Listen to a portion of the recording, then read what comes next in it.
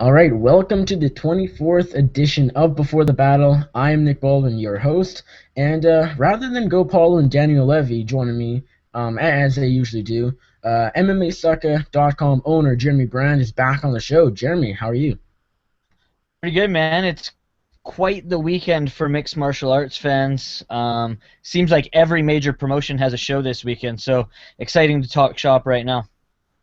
Absolutely. Now, obviously, Bellator prelims are going down. Hopefully, more people are tuned into this. They're tuning off their Bellator prelims, but yeah, it should be a fun show. It'll be a quick show just because we're gonna rush through UFC and Bellator. Also joining us for the very first time is one of my good friends from Twitter. He bets a little bit. Chris White joins us here on the show. Chris, how's it going? Pretty good, man. Just waiting to see Dada 5000 get the W tonight. Yeah. Was it just you betting on Dada 5000 last night when the Vegas lines went to even, I believe? Yeah, no, I grabbed Dada a few days ago at plus 335, and then for some reason, like, people are thinking it's conspiracy. So then, like, And a I'm lot of these betting websites dropped it, and and nobody I, could bet on it for the rest of yeah, the night. yeah. And I'm assuming you put the limit on it as well.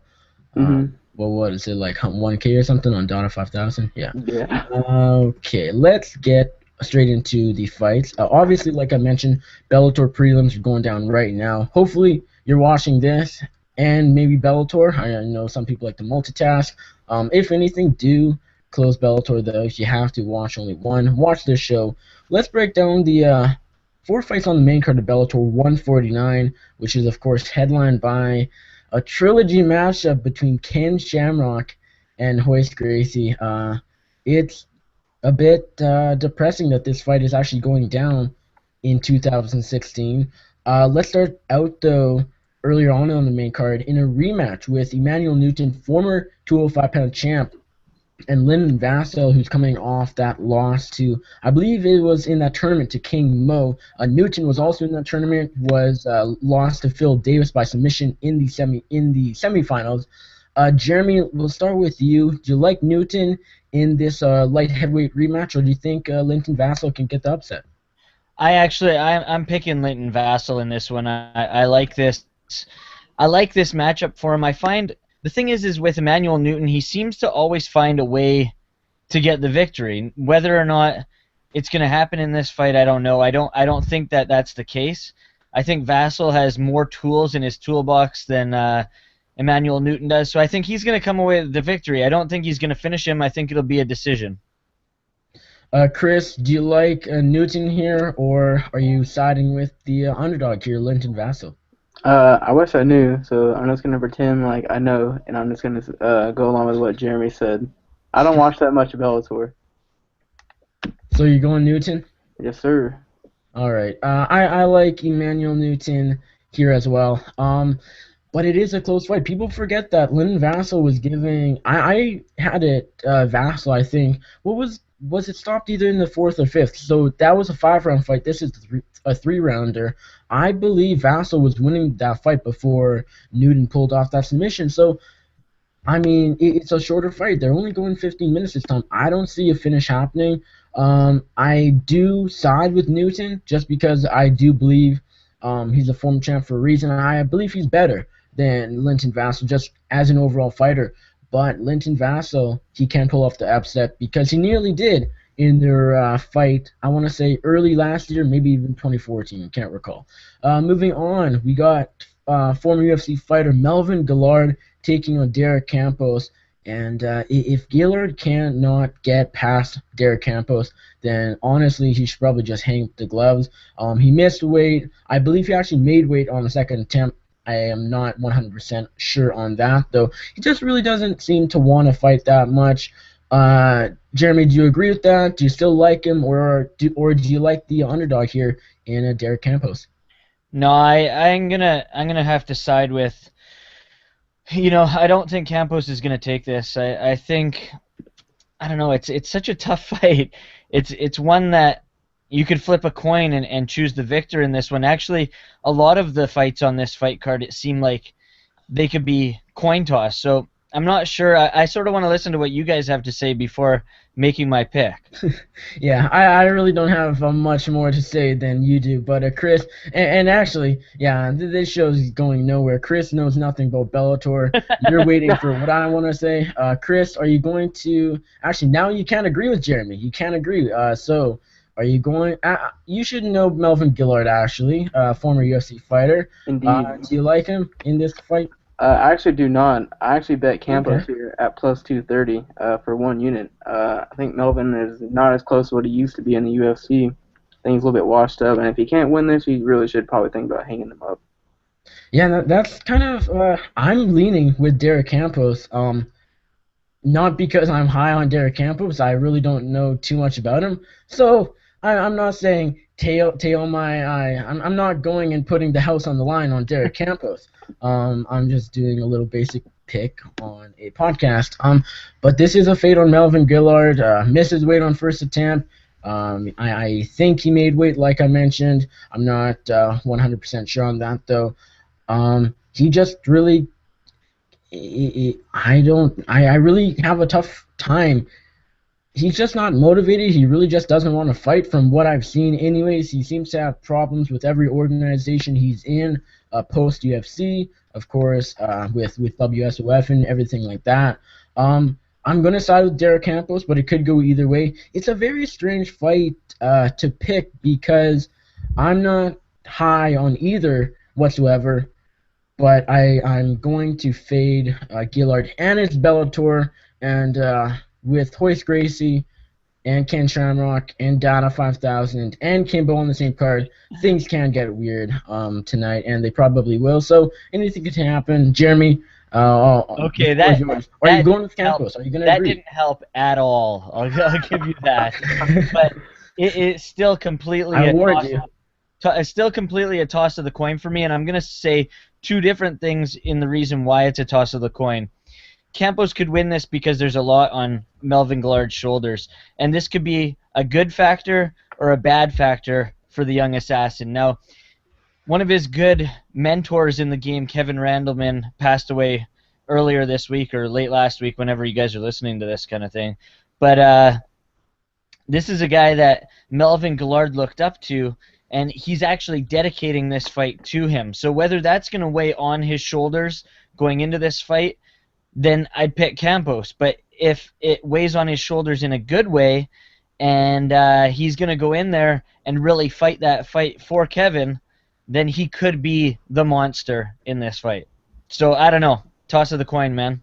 If you have to pick, though, before the I'm going battle's to go with over, Gillard. I'll just go the opposite of you two. I'll take Gillard. All right. Let's get to the pretty damn weird fights. We got Kimbo Slice taking on Donna 5000 in the Bellator 149 co-main event. I mean, if you want to see a street fight on live TV, on Spike TV, this is the fight for you. Jeremy, first off, just talk about this fight without breaking it down. Well, there's really not too much to break down, actually. But before getting to the matchup and the fight, are you liking this? Do you like Dada 5000 versus Kimbo, or are you one of those guys that's, I'm not really a fan of these types of fights anymore? I talked about this on the episode of Sucker Radio that I dropped today, and I love this fight card from top to bottom, man. It doesn't matter that these two fights are spectacle fights. I'm so interested in what Scott Coker and Bellator are bringing to the table for this. The fact that they got Dada 5000 and Kimbo Slice fighting on the same card as Hoist Gracie and Ken Shamrock, this fight card is going to make major money for Viacom, Spike TV, and Bellator. I think the viewership is going to be through the roof because it's spectacle-based. Yep. It's going to be crazy because, you know, it's one of those fights that you're like, oh, man, this fight sucks. But you can't look away. You're just going to continue to watch it. I guarantee you everyone's going to have Spike TV on their TVs tonight. They don't have to pay for it, man. Everyone complains. Everyone complains about, oh, Kimbo this, Dada 5000 can't hit pads, can't hit mitts. Everyone complains that Hoist Gracie and Ken Shamrock are, well, one's 50, one's almost 50, and probably shouldn't be fighting. And I agree. Probably all four of them shouldn't be fighting, especially the In the headliners, cage, of course. especially. Exactly. But I'm gonna watch it. I'm not complaining as like I'm not really complaining much at all. I mean, I'm not expecting a ton from this, but it's going to be very intriguing just because it is 50-year-olds in the cage, and they're going to. Um, I don't know if it like I said, weird things could happen. Maybe will it be fixed? I'm not sure. I But think that you yeah, got to set yourself apart from the UFC, and I think Scott and Coker's this is how you doing do a it. great job doing that. He's setting himself apart from the UFC. He's not trying to, obviously, he's trying to bring that top talent to the organization, and he's trying to build guys up still. But this is something that's going to set them apart. They're going to put on these spectacle fights, and they have these big tentpole events and stuff. You know what I mean? They're distinguishing themselves as that second promotion below the UFC. Exactly. And Risen, I think, is also taking after them. So it's going to get interesting, but I like it. Chris, I don't know if he's in the call. I believe he's. I have awakened from the dead yet All again. right, you have awakened from the dead. I'll go back to Jeremy in a sec, but Chris, talk about the mashup. Do you like it? Do you like these weird fights? Royce Gracie, Ken Shamrock 3, Kimbo Dada, or are you kind of like a UFC shill, all about talent and not about 50-year-olds fighting in the cage? And Kimbo or Dada, who do you like? I actually do like all this card, really. I mean, there's not a lot of guys I know on here, but I actually didn't know who the hell Dada 5000 was till the fight was announced. So I started looking into the dude, Did any of us? Yeah, I did. and so I started looking into it, and I didn't really care at first. And then when the promotion started and all this, and then it started getting closer to fight time, and like all the animosity and the drama between them, it's really made it interesting. I'm really like drawn into the card now and watching this. Yeah, exactly. People, right when things are announced, people are like, "No, I don't like this. It's a bit too weird for me." But like I said, people will watch. This will, do very, very good ratings. Better than anything in recent memory for Bellator, I think, anyways. I mean, the last Bellator card that did really well, wasn't it Shamrock Kimbo? I That believe it so. was. Yep. So, like the thing is, Phil Davis versus King Mo and Josh Thompson versus Michael Chandler was just announced for a May card, and those are two hell of a fights. But they're not gonna do as good ratings as, say, Kimbo and Dada and Shamrock versus Gracie.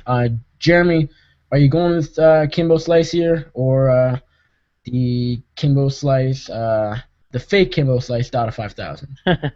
Well, we had Dada 5000 on Sucker Radio, and the only thing this guy brings to the cage is a fierce wrestling singlet, a sledgehammer if they let him walk to the cage with it, which I don't think they should, and a lot of trash talking. I don't think he brings anything else to the table. I think Kimbo Slice gets the job done within the first round because Dada is slow as hell. He's got no pad work. I know a lot of people hate that, but well, no one hates it really because if you watch those videos, that pad work is ridiculous. I've seen someone throw up on Twitter that they're picking Dada 5000 via submission. I don't know how that's gonna happen. Kimbo's gonna slug him out.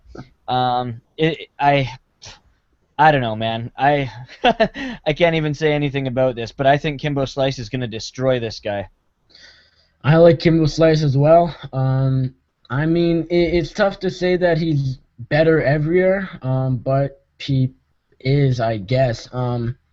It's going to be a stand-up war maybe for the first minute until Kimbo catches Dada, who, like Jeremy pointed out, really can't throw a punch. And if Dada 5000, like, I don't, like, there's no way he has a ground game. Like, I know some people are saying by submission, but I don't, like, there's no way that happens. And if the guy can't throw a punch, then what can he do? So maybe he has some secret that I don't know about, but I kind of doubt it.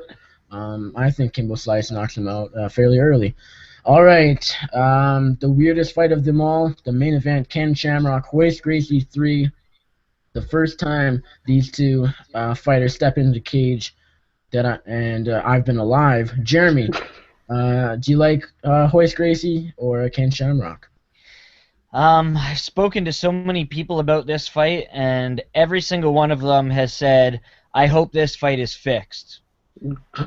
For Hoist Gracie's sake, I believe, because again, just like Dada 5000, we've seen Hoist Gracie hit the pads, and that thing does not look good. I'm hoping that that was just a farce to show Ken Shamrock that he can't throw the mitts. But I don't know, man. If Ken can keep it on the feet, which I'm thinking he's going to try and do because he's got to be able to outpunch him. But if he tries to take this to the ground, that's a complete mistake because that's the only way I see Hoist Gracie winning this fight. I'm going to have to go with Ken Shamrock in this one, not because I want him to win, because with my heart I'd love to see Hoist Gracie take this third one as well, but the way he's looked, and if he can't get it to the ground, then I see Ken Shamrock finishing this fight on the feet. The thing with this fight is, when was Ken Shamrock's last fight before the Kimbo fight? A long time ago. Yeah, so we have Ken Shamrock versus Kimbo Slice, and that's about it to base his fight off of for fights in the past 8 to 10 years. So we really don't know anything about this fight. We can just assume that both won't look good whatsoever. Maybe there's a fix, and I think you said it pretty well. Chris, do you disagree with Jeremy? Do you like Hoist Gracie to get the job done, most likely by submission, or will Ken Shamrock win? I have a feeling Ken Shamrock should win this, probably by decision. I feel like. Obviously, both of them are really old, and I think Ken Shamrock is still pretty physically stronger than Hoist Gracie. This isn't 1993 anymore. Hoist Gracie can't just rely on jiu-jitsu anymore. I feel like he can get taken down, and I feel Ken Shamrock's top game is still pretty heavy. That he can just hold him there, beat him up a little bit, hopefully avoid some submissions, and probably take it to decision. I like Ken Shamrock here as well. Most likely inside the distance, but like I said, who knows? I can't be shocked if this goes to the judges' scorecards. I would be surprised, but wait, is this a 5-round or happen. 3-round? Oh, that's a good question. 3 rounds. It's Is 3 it? rounds. Okay. So there actually is an okay chance. I still am predicting a stoppage for Ken Shamrock, most likely on the feet. Hoist could submit him, but like Jeremy pointed out, Ken should be wanting to stand with Hoist, keeping it on the feet. I think he'll be able to do so and probably knock out Gracie. We saw Hoist Gracie on the mat and still being able to get finished when he fought Matt Hughes the last time in the UFC. Flat down on his belly, Matt Hughes pounding away on him. It could be very similar to that with Ken Shamrock on his back pounding the crap out of Hoist Gracie, which I would not like to see. Yeah, it's that's definitely likely. This is a fight where almost no matter what happens, we will be sad. For whatever reason, whether Hoist Or loses, happy, because I bet Ken Shamrock. So. yeah, Jeremy will be thrilled if Hoist Gracie gets the submission, and you'll be down a bit of money. Yeah, like I said, I like Ken Shamrock inside the distance, but it's Bellator. Anything can happen, and we'll find out in like 4 or 5 hours. That fight will be going down pretty shortly. Anything else you guys want to talk about Bellator? Anything we didn't touch on? Anything else you want to add, or do you want to move on to Sunday's UFC card? We can move on. Yeah, Jeremy? let's get to Sunday because the prelims for Bellator are already over. Really? Well, we might be missing the first. Actually, they probably just have like a 40-minute break, correct? I think they're they have a dark match after the main card, okay. so yeah. All right. With that, whatever, doesn't matter. Let's move on to UFC Fight Night 83. We'll just skip the prelims and maybe talk about one or two after the main card. Let's go to James Krause taking on Shane Campbell. Kicking off the 6-fight main card. A fairly interesting lightweight matchup. Jeremy, obviously, you're Canadian. I'm Canadian. Do you like Shane Campbell or James Krause? It's a tough fight for me. I know a lot of people are counting Shane Campbell out of this one. His striking is ridiculous. A lot of people don't know that. I've seen him coming up before he even got to the UFC, and his striking is absolutely crazy. So I don't know. I don't necessarily count him out. Nick, you know that I'm a big James Krause fan. I like his footwork. I like the way he moves around the cage. This one is a tough fight for me to call, not just because I think it's a tough fight in general for a pick, but just because, you know, Shane Campbell is Canadian. My heart lies with these guys. And but I think I got to lean towards James Krause. Just the experience inside the octagon is going to get it done in this fight. And I wouldn't be surprised if Shane Campbell's able to knock him out just because his striking is good, but I'm going to lean towards James Krause.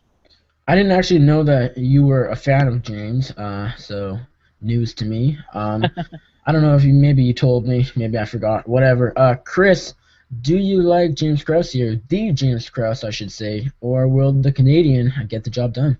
No, the Canadian will not get it done. Of course. I have James Krause here, and I do have a bet on this, but it's on the over. It's on over 2.5 rounds at plus 105. Shane Campbell's going to knock him out in the first round. Oh, come on, man. I'm trying to make money here, not go broke. Realistically, I like James Krause by decision. I think your over will cash. It's an interesting fight because I could see it going multiple ways. I think your over is good though. I don't see a finish in this fight. Definitely not. James Krause, it's a tough fight to break down because Shane Campbell, lots of people count him out. I counted him out against Elias Silverio. He won a close decision in Saskatoon.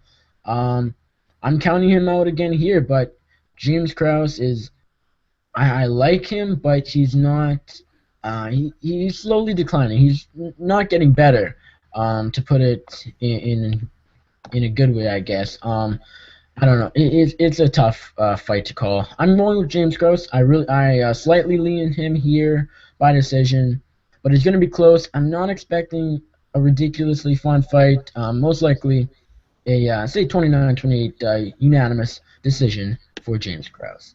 All right, moving on, we got Chris Camozzi and Joe Riggs. I don't really want to spend all that long on this fight because it involves Joe Diesel Riggs in 2016. On the main card. With that, though, Jeremy, do you like Riggs in this fight, or will Camozzi get it done?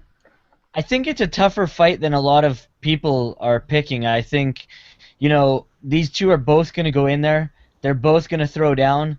It's going to come down to who hits first, I think. I think if Riggs can get it into the later rounds, like round 2, round 3 kind of thing, I think that he could be a very big threat to Chris Camozzi. It's going to be interesting because Riggs is a guy that seems to start out slow and get stronger as a fight goes on. And if Chris Camozzi doesn't get it done early or isn't able to pace himself throughout the full 3 rounds, then we'll see. Because I mean, you never know, man. It's the UFC. It's a fight. A fight's a fight. But I gotta go with Camozzi, dude. Just because he's the younger guy, he's gonna be faster paced earlier in the fight. And this is another one that I don't know whether it's gonna be a finish. I could see it being a decision, but it's definitely gonna be a slugfest. And, I mean, it's a fight with Joe Riggs. It could be even like a DQ. Maybe Joe Riggs knocks himself out. Anything can happen, literally. This should be a Bellator fight. I've been saying how weird Bellator is. This should be on the Bellator card. Chris, was it you who has a big bet on Diesel Riggs? Hell no. So, tell us why you like Camozzi. Obviously, you know, neither guys are exceptionally good and probably C-plus fighters. Riggs, he has over 50 fights, and he's a fragile guy now. He's, you know, Camozzi's a bigger guy, and, you know, Camozzi's not, you know, any better than he is. I just think he can bully him, probably finish him in the later rounds. Riggs is not all that good. Yeah, I like Chris Camozzi here as well. It's kind of the fade Joe Riggs hype train for me from now until Joe Riggs retires. But after that, then it'll be the fade Chris Camozzi hype train, of course. Not anytime soon. He's winning that title this year. Go ahead and place your bets. Yeah. I already have a bet with Daniel Levy that Derek Brunson will be the middleweight champion by the end of this year. I'm not too confident, but it's worth a shot. He has a chance. And we'll actually talk about Derek Brunson here in a second. But before that, let's talk a featherweight matchup between Dennis Bermudez and Tatsuya Kawajiri. The Crusher, of course. Jeremy, do you like Bermudez here, the number 8th ranked 145-pounder, or will Tatsuya Kawajiri, the number 12th ranked featherweight, get the job done? I gotta go with Bermudez. I'd love to see the Japanese fighter win this one, but Bermudez is gonna grind his way through this guy and finish the fight with his hand raised at the end of the 3rd round. Chris, are you going with the fairly sizable favorite here, the Menace Bermudez, or is the Crusher going to get the upset? I gotta take Dennis Bermudez here. Kawajiri is tough himself. I mean, the last time he was finished in 2011 from Gilbert Melendez, but Dennis Bermudez is very physically strong, talented. I think you can take him down, beat him up. If it doesn't get a late finish, then probably a decision. I like Dennis Bermudez here as well. I like him inside the distance by knockout, either early on or midway through the fight. I don't think Kawajiri has anything to offer when it comes to fighting top talent. Bermudez has lost 2 in a row, both by stoppage, one by submission to Lamas and one by knockout to Jeremy Stephens. But I do consider him a top talent. I do think he deserves a top 10 ranking in the featherweight division. I like him as a fighter overall. Kawajiri, he's won a few fights in a row, beat Dennis Seaver, beat a newcomer, Jason Knight, who I believe had no ground game if I remember that fight correctly. I just don't think Kawajiri has anything to offer when it comes to fighting top talent. And that's exactly what Bermudez is. Kawajiri's chin, I don't think will hold up. I really like him. I really like Bermudez here by knockout. Cody No Love Garbrandt, taking on UFC newcomer Augusto Mendez. Of course, this was supposed to be John Lineker taking on Garbrandt, which was going to be a hell of a fight in the bantamweight division. A very important one as well. Of course, Lineker pulled out with fever, I believe, some Brazilian disease or something like that. Illness, I guess, not disease. But Chris, let's start with you. Do you like Garbrandt here or the UFC newcomer Augusto Mendez? Oh, Chris is gone once again. Jeremy, who'd you like in the bantamweight matchup? I got to go with Garbrandt. I think this guy brings a lot to the table. I think he's one to watch in this division. I think he's going to do big things in the bantamweight division. And it's going to be a tough fight for Augusto. But a lot of people are also counting Augusto out because he is a newcomer. Not many people know what he brings to the table. But Cody Garbrandt is he still is sticking around with Team Alpha Male. He's not like those other bucks who've gone elsewhere and trained their fight camps with other camps. I mean, he has had Brandon Gibson come in for his striking and whatnot. He's trained with Team Jackson, but he's still faithful to Team Alpha Male, which I think is huge because motivation-wise, you stick with who brought you to the top. And no, he's not at the top of the bantamweight division yet, but this is a big fight. It's also a big fight for Augusto because this fight between Cody Garbrandt and John Lineker could have been very high up there ranking-wise. So I got to go with Garbrandt. What it does to him ranking-wise, beating Augusto Mendez, I don't know. And it sucks because I would have loved to see him beat Lineker and get right up there to the top of the division. But this is a big fight for him, and a victory will seal his deal in the bantamweight division, and it'll bring him that much further up the rankings. All right, Chris, do you like Cody Garbrandt or Augusto Mendez? I got to go with Cody Garbrandt, the favorite here. I think he has more tools to get the job done. I do not know as much about Augusto. I probably need to do a little bit of research on him before the fight day comes. So I like. Go ahead. That's all I really have to say about that. So. Yeah, I like Cody Garbrandt here as well. Augusto Mendez has a good ground game. Garbrandt striking is good.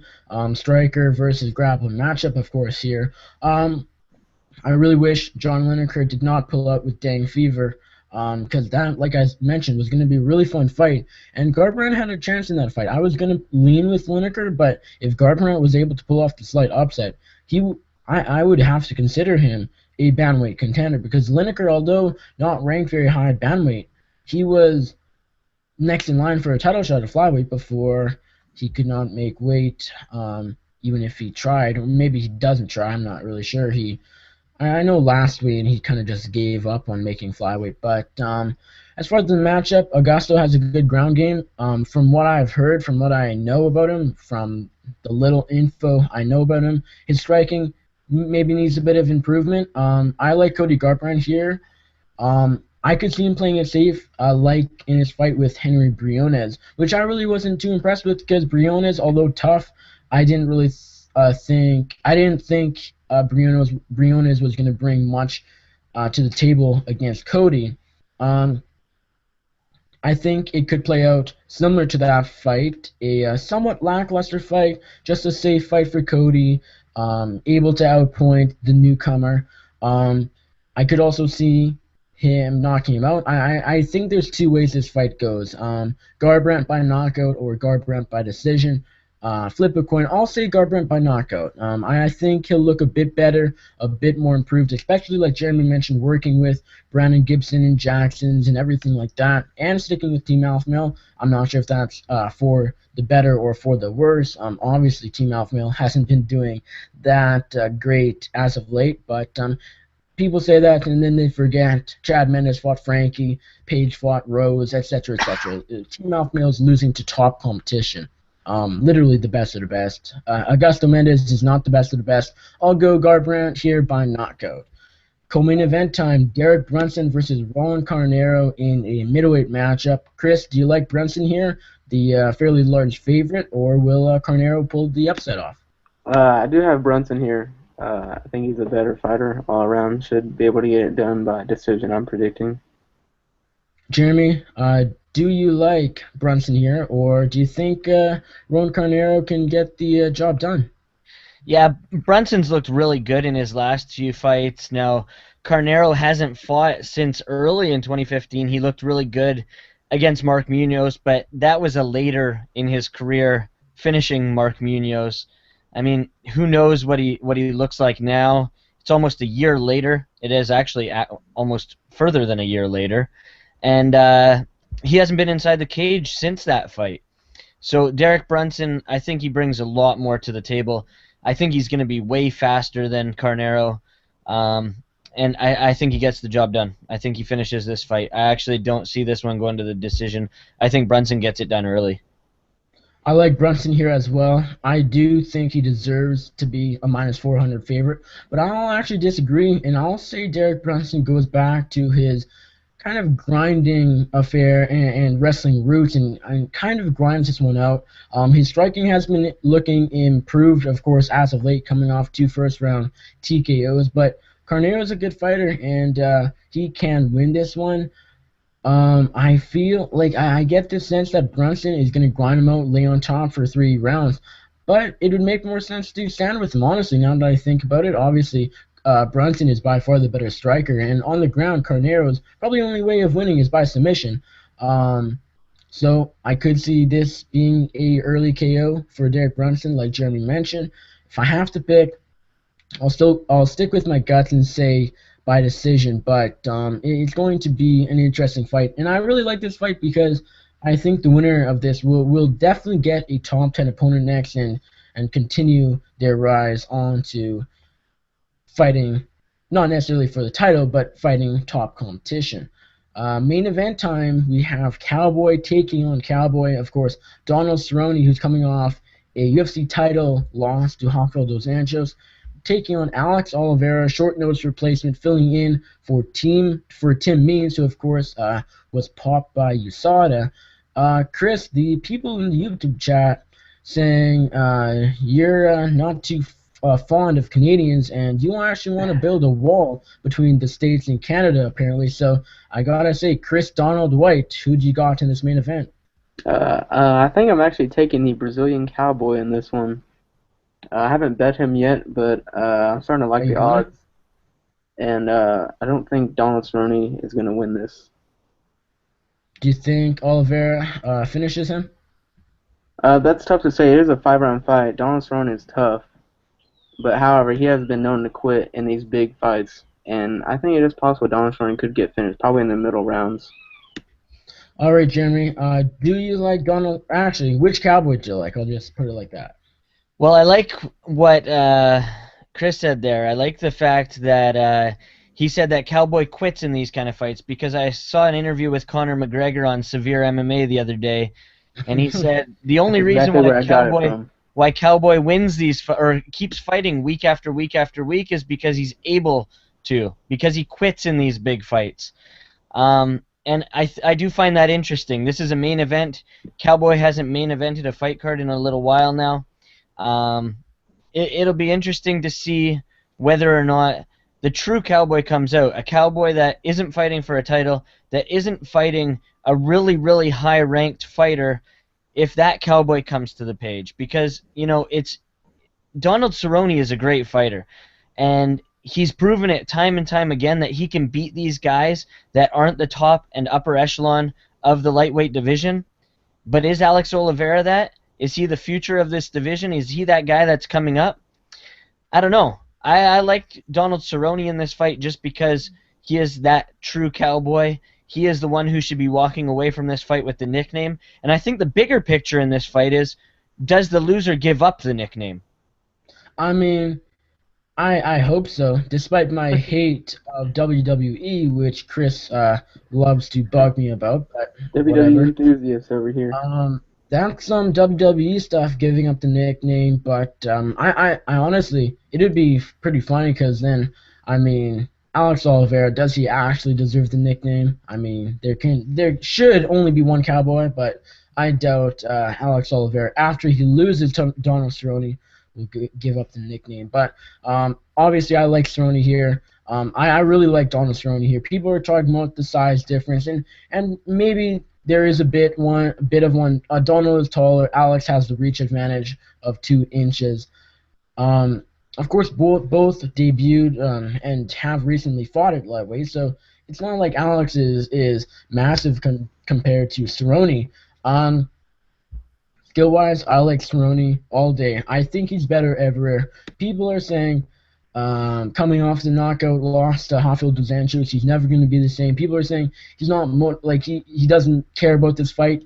But I mean, when Donald Cerrone is in fights that is just for a paycheck, which is basically what this is for, because he's not going to move him up the rankings. Then the real Cowboy comes out. That's guns are blazing, one of the best fighters in the world, and I think we see that on Sunday night. And Alex Oliveira, although he impressed me in his debut and has impressed me since, he's not the next welterweight champion. He's not the next whoever. He's a good fighter, but he's never going to be top 5. I mean, we could see him in the rankings one day, but I don't think his time is now. I really like Donald Cerrone to get back on track here and to finish this fight, either on the ground or on the feet. I really do like him wherever the fight goes. All right, guys, appreciate you coming on. Anything else you want to talk about? Any prelim fight that stands out to you, Jeremy? I really like the Alex Garcia Sean Strickland fight, welterweight division fight. Yeah, I'm a huge fan of both these guys. I think that Strickland brings action to the cage every time he steps in there. He's just a fun guy to watch, and Alex Garcia being Canadian is always a fun thing as well to see. This guy coming out of Montreal should be a fun fight. I'm excited to watch this one. Honestly, that's probably one of the more boring fights on the card, in my opinion. I really don't think that'll play out too exciting. More than the Nathan Coy fight? Come on. I mean, that's going to end quickly, so it's not going to be boring. I guess so. This fight card overall, it doesn't do much for me. I'll be honest with you. I'm more excited to flip on Spike TV this evening and watch Bellator 149 than I am Sunday's UFC Fight Night Cowboy versus Cowboy. Yeah, that's why this UFC fight card is on Sunday, because no one will be able to tune in on Sunday, and they're not going to be missing a ton. I will say though that I don't mind this card. Honestly, for a fight night, we got Bermudez, we got Garbrandt, Brunson, Carnero. The main event's good. There's a lot of talent on this card.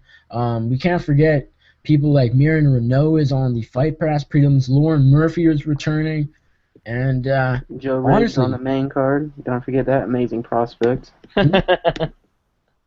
oh, Joe Riggs, yeah, yeah, top prospect, gonna be the future Anderson Silva middleweight champion, whatever. Oluwale Bambose, this is his second UFC fight against Daniel Serafian. Honestly, look out for this guy. I mean, maybe on Monday he'll be he will have been knocked out and all look like an idiot. But I honestly like Bambose here by knockout. I think it's gonna be a great performance for him. Chris, anything else that stands out to you? A few things. One, do you guys ever feel annoyed by Dada 5000's hair? Like his red hair, the part on top of it? I just feel like he should just pull off. I It saw a doesn't look picture like it's online legit. that compared him to a massive red Sharpie, and I mean it looked pretty similar. And then also his mitt work. How amazing is that? I think he's hiding something. He doesn't. He was even saying that he's hiding. He doesn't want the people to see like what he really has in his tool belt. He's waiting till Friday night to display all of his skills. And I believe that. I believe that. And Interesting hence all, Interesting that you both say that because, well, especially you there, Chris, because I know you said you didn't know much about Dada 5000 before this fight was announced, but if you've seen Dogfight, then you know how shitty a fighter Dada 5000 actually is. I watched a few of his fights on YouTube the other day. And they are horrendous. They make Kimbo Slice look like the #1 pound-for-pound fighter in the world. Is he not already? I was gonna add something about Dada. Oh, yeah, that explains why all the money is coming in on Dada. People think he's hiding something, and yeah, MMA fans just aren't the brightest sometimes. But Did you guys yeah, get the feeling there's a fix in this? say that again. You guys get a feeling that maybe there's going to be a fix on this fight, that somebody takes a I dive? mean, Either this one or the main event could have a Yeah. fix on them. yeah, that's the thing. I mean, I won't be shocked either way because Kimbo Slice and Dada 5000 has fix written all over it, and so does Royce Gracie versus Ken Shamrock 3 in 2016. So yeah, Because Shamrock and Slice didn't exactly look legit. I mean, I barely remember the actual finish, but I do recall it looking a bit strange. So I mean, Dada 5000 is no more legit than Ken Shamrock at this point. So I mean, They need to you make can that see a matchup fix. after this. That's what they need. Shamrock Yeah, the versus losers Dada. should both fight each other. I don't want to see Royce Gracie. If this happens, Royce Gracie versus Dada 5000. Just I mean, I'm okay with some fights, but that I'll still watch. That's the thing. I'll still watch that fight, but that would be a bit too weird for me. Were you gonna add something there, Jeremy? No, I wasn't. I was looking at something else actually. Sorry, but moving away from both these things, Chris, this doesn't pertain to you because I've already heard you boo the Canadians. But I wanted to ask Nick live here on this Google Hangout. It was announced in a press release just a few minutes ago by the UFC that they would be returning to Canada before UFC 200. I want to know where you predict that fight card happens. There's no way it happens. There's no way in hell it happens. Tom Wright said, well, actually, if it's press release, let me check my email. Well, I believe Okay, you. let me read it for you right now then. Okay. Building off the excitement of UFC 196, Oh, I UFC already saw that. Yeah, I saw that. Unstoppable. It says they will head to new markets such as Croatia and the Netherlands, to fan favorite cities across the US, Brazil, and Canada. The momentum all leads to UFC 200. So if they do return to Canada, where are they coming? That's an interesting question. I really want it to be Winnipeg, but there's no way in hell that it's going to be Winnipeg, because it's Winnipeg. No further explanation is required. I mean, Calgary still needs a card. I could see it being Toronto. It's interesting though that it won't be a pay-per-view before UFC 200. All the pay-per-views are booked, so it's going to be another fight night with local talent that just not that good of a card. So I mean, it's good to see UFC coming back to Canada once in a blue moon. It needs to be more often. I hope it'll be more often. I doubt it.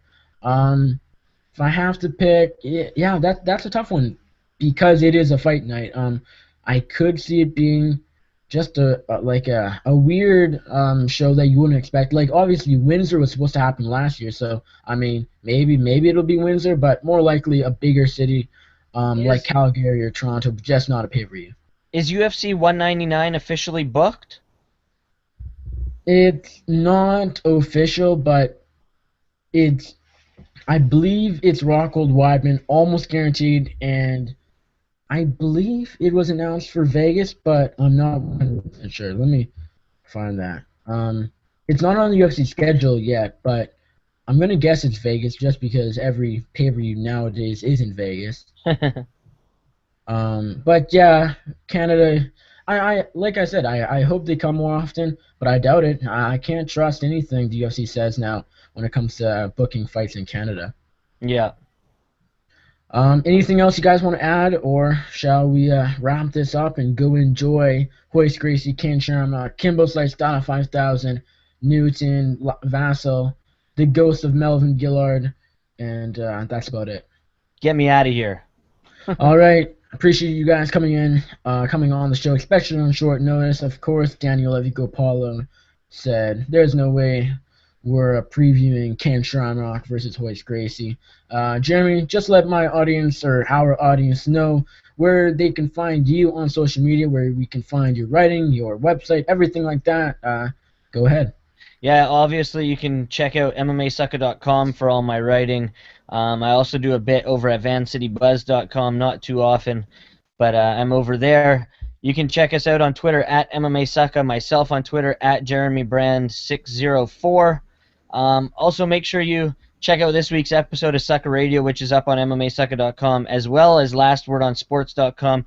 Features an excellent interview with Chet Congo by the man himself, Nick Baldwin. Are you saying it's excellent just because you're talking to me? No. I'm saying it was an excellent interview. A good little 20-minute sit-down with Chet Congo, who's fighting at Bellator 150. It's a fun interview, man. I doubt you've even listened to it, but doesn't matter. Doesn't matter. Chris White, you don't have a whole lot of stuff to plug.